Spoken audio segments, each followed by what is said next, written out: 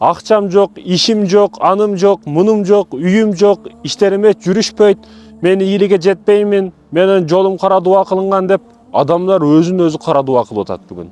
Өздөрүн өзү дуба ибат кылып атат бүгүн. Сен сөзүңдүн ээсисиң. Сен эмне десең, сен ошолсуң, ошого айланасың. Эң биринчи тилге келет ар бир кыла турган ишиң. Биринчи тилден чыгат, андан кийин ошол иш аракет амалга ашат. Ошонун аркасынан тилден чыгарып дуба кыласың. Тил чыгарып адамдар менен кеңешесиң. Ошол сыяктуу адамдардын артынан барып, ошол айткан сөздөрүңдүн артынан барып, анан бирдекеге жетесиң да. Сен айткан сөзүңсүң дегени. Ошондуктан бүгүн ишим жүрүшпөйт, анын болбойт, мен чыкканда бирдеке болуп кетчү эле, мен бирдеке кылып койчу элем же сындырып койчу элем деп. Өзүнө өзү адамдар диагноз коюп, кара дуба кылып, өзүнө өзү сыйкырлап алат. Андай кылбаш керек. Сен айтылган сөзүң, сен ошолсуң. Айтылган сөз не? Ошондой болот. Андай болбоштугу үчүн ойлонуп сүйлө. Ар бир сөзүңдү ойлонуп сүйлө, чечимди ойлонуп чыгар.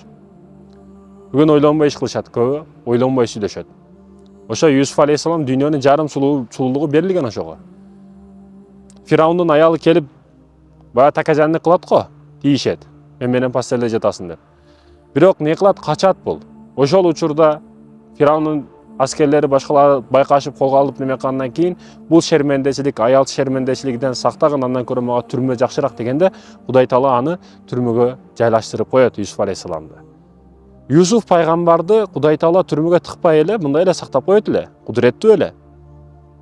Бирок эмне үчүн аны тыгып койду? Себеби ал өзү сөзү менен айтты да, мага түрмө жакшыраак деп. Ошон үчүн түрмөгө салды. Айтайын дегеним, айтылып аткан сөзүңө этият бол. Сен сөзүң акыйкатка айланат. Сөзүң.